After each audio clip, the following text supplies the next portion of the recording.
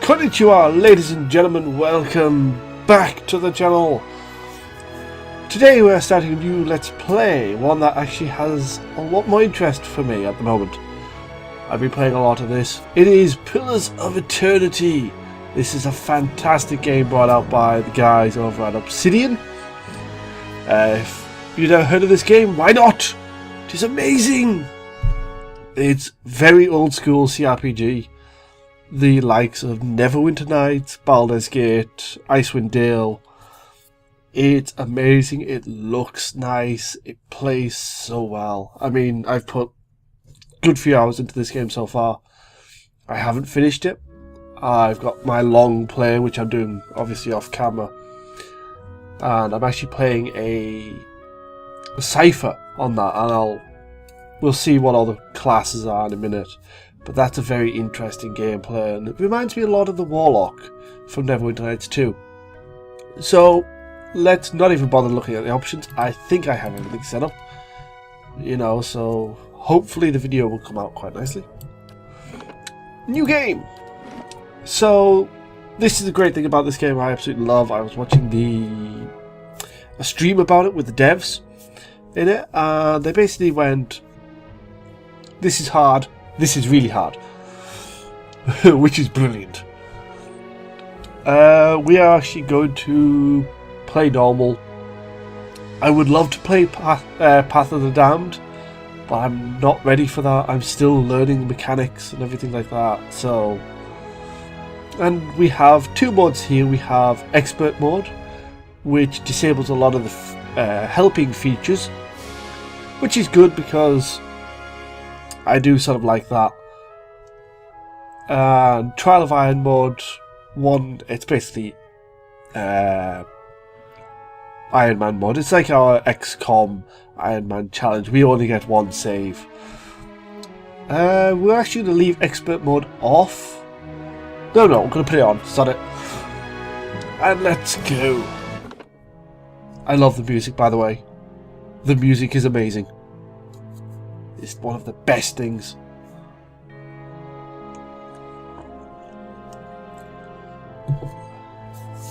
Right. I said I know more or less what I can do on this game so far. But there's more, I know there is.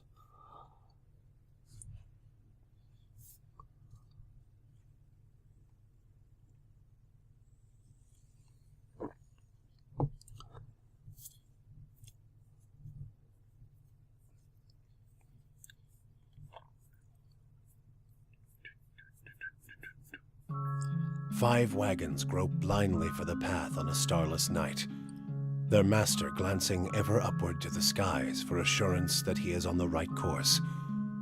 A dim lantern his only protection against the encroaching darkness. But the skies bring no comfort, shining no light, betraying no hint of what they know. The caravan carries travelers bound for the frontier hamlet of Gilded Vale, you among them, where a local lord has offered land and wealth to settlers from abroad looking for a fresh start. You have taken suddenly ill, sweating and shivering, and one of the other travelers signals for the caravan master to stop on your behalf. He pulls up just in time to avoid plowing into the trunk of a fallen tree that bars the way ahead. You will go no further tonight. Most of the stuff in this game is voice acted. And I'm actually going to knock down the music a little bit more, because I felt like that was a bit overpowering over the voices there. So once we've got it actually to the main game, I'll knock the music down.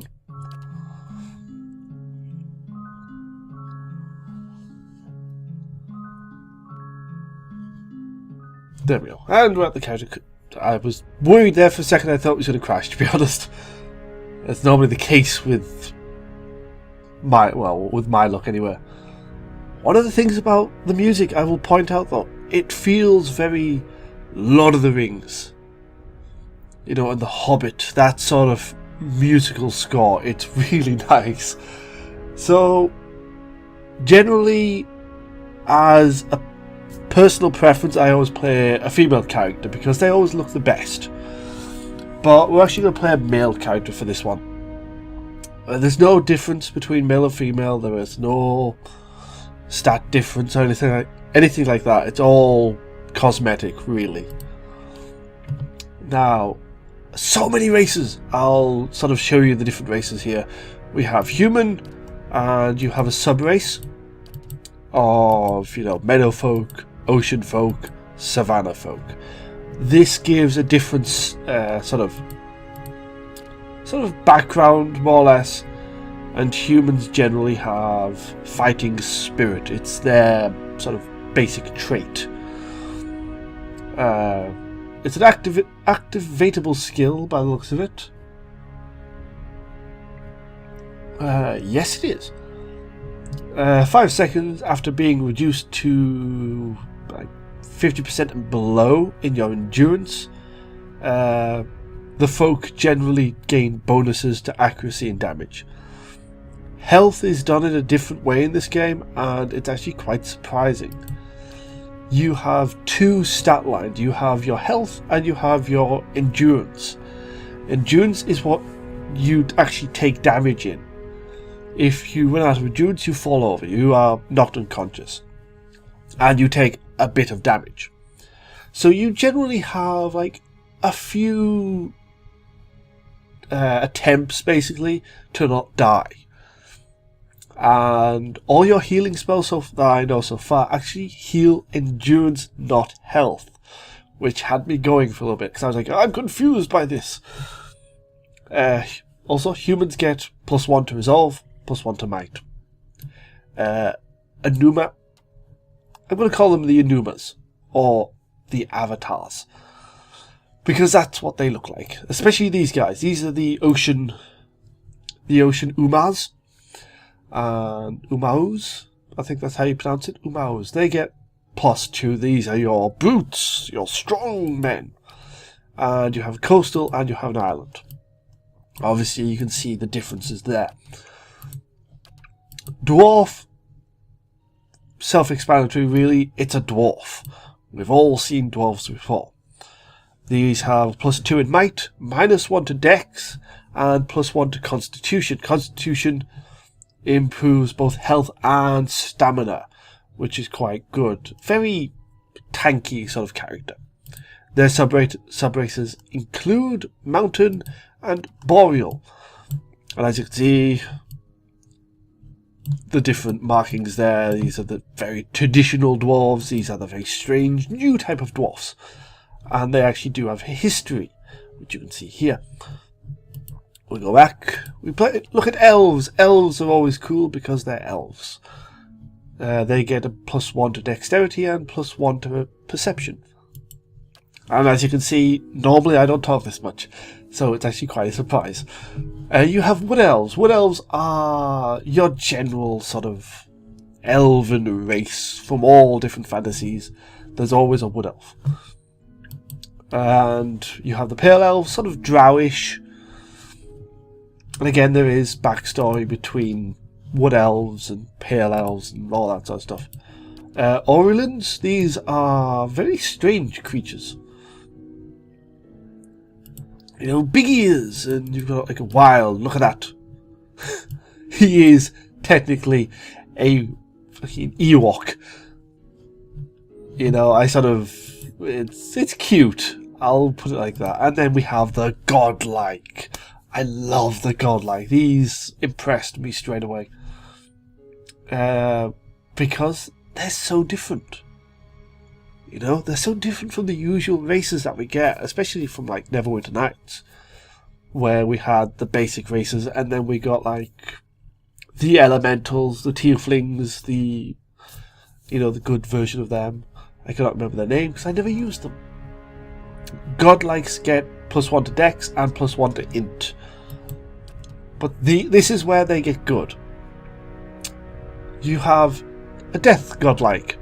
You have fire, moon with really cool hair, and nature with horns and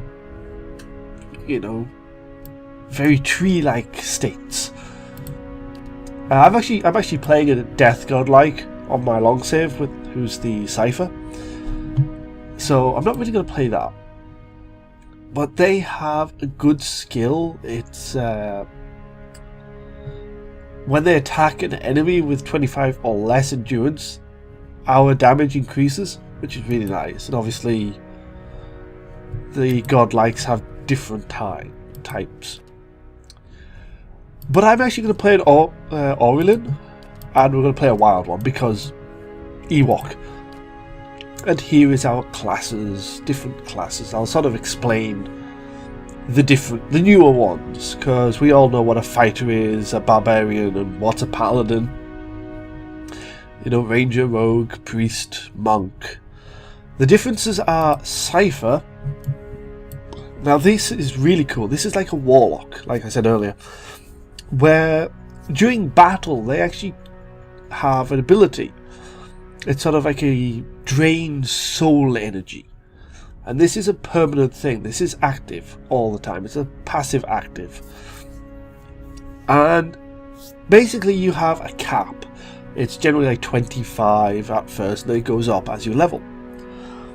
And this allows you to use spells that you get. Very distinct spells compared to the wizard, who is like sort of a book user, which is really cool. So the Cypher basically uses soul energy to cast ciphers, basically cipher spells, like. And some of the spells that they've got are really cool. Some of them aren't. So it's a very high level play type of character. You need to sort of develop it and know what type of thing you're going to be. Mine is a melee one. She runs in, she smacks things, she makes things explode. It's so much fun to watch.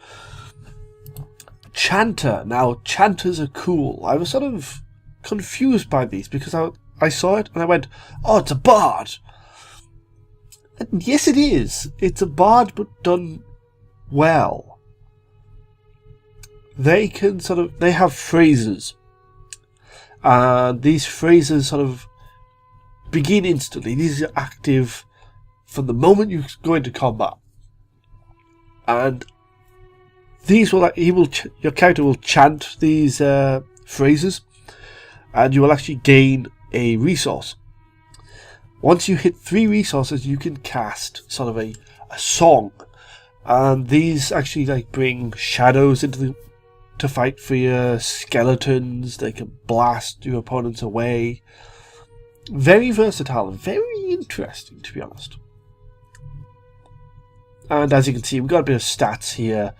You have endurance starting at 36 with a plus 12 per level, which is sort of low, basically. Health, 4 times endurance, low again. Accuracy, 25 plus 3 per level.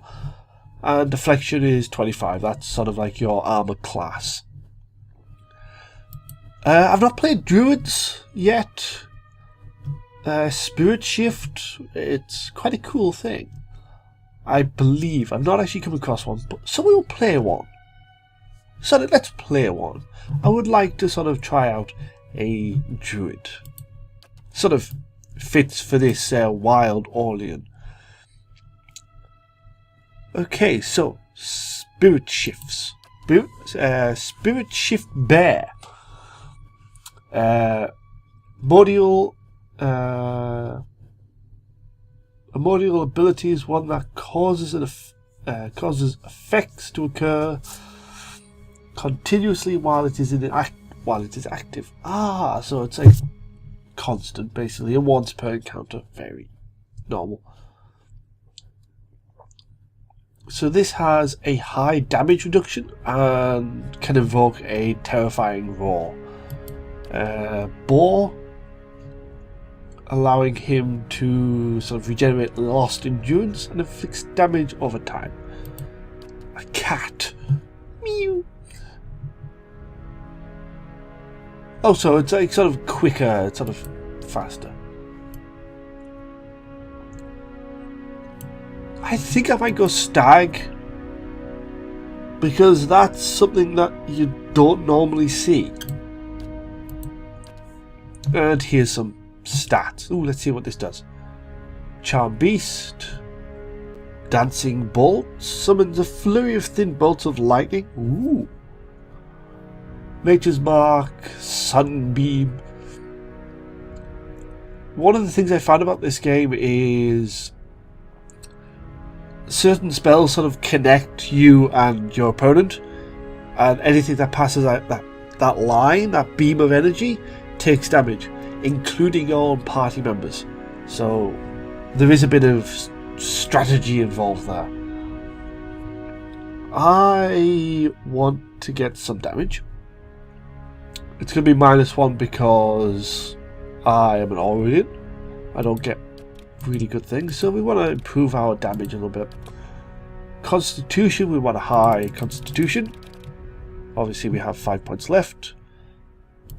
A little bit higher Dexterity. Intellect, don't really need. Knock that up by 1, knock that up by 1, and knock this up by 1. So we have sort of okay stats. I've never really found a decent build for this yet. Now culture. Culture is another thing. This is sort of like your background, where you came from. And not only will it change certain stats, it will also change your starting equipment. As you can see, sort of as we go through this list, you can see my armor changing, sort of. That's actually quite nice. The white that weans is basically you're from the snow. I think I actually want to go for the living lands because it's sort of quite nice, sort of fits as well. Next, again a bit more background. Now this actually is a different system altogether compared to this. These are your specific skills and your abilities. So this also changes depending on your culture as well, so that's actually quite nice. I'm going to say hunter because survival and stealth, very good, and sort of works as well, I think. So yeah. Now we get to change our appearance a little bit. I'm going to give him black.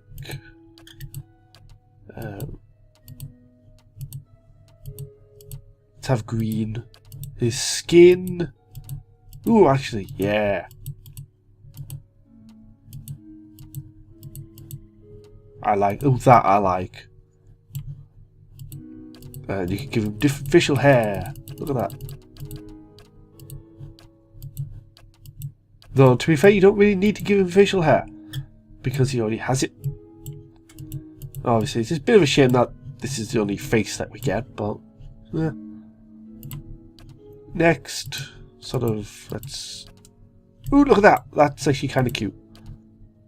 Voices. Yes? I've got this. Onward! Steady does it. What is it? We'll have Mystic. I shall lead us. I shall lead us, yes. A name. Now. The most difficult part of the game is naming your character. So let us look at my list of names that I generally have. So bear with me a moment as we figure this out.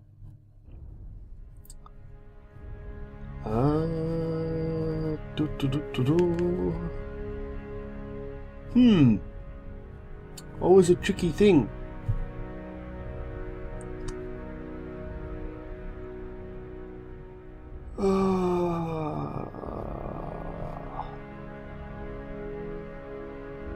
That's interesting. It's because I've never actually, normally I have a name sort of set up. Let us call him. Let's see.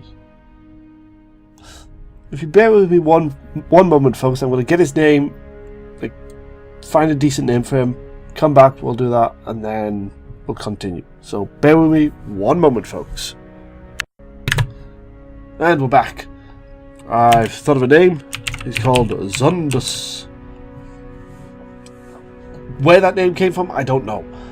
I was looking through my list, I was like, nah, that won't work, That's female, that's male, that's male, and Zundus. Well, Zundus came to mind. I don't know if you can. You can. Zundus. No, we won't give him a last name. So he was Zundus. So I can't believe I had to like pause the video, go off, like come off camera and stuff like that to think of a name when we're practically at the end of this video anyway. So when we come back, we will, in the next video, which will come up probably straight after this, we will begin the game with Zundus. This is going to be fun. So I'll see you guys in the next video. Till then, take care.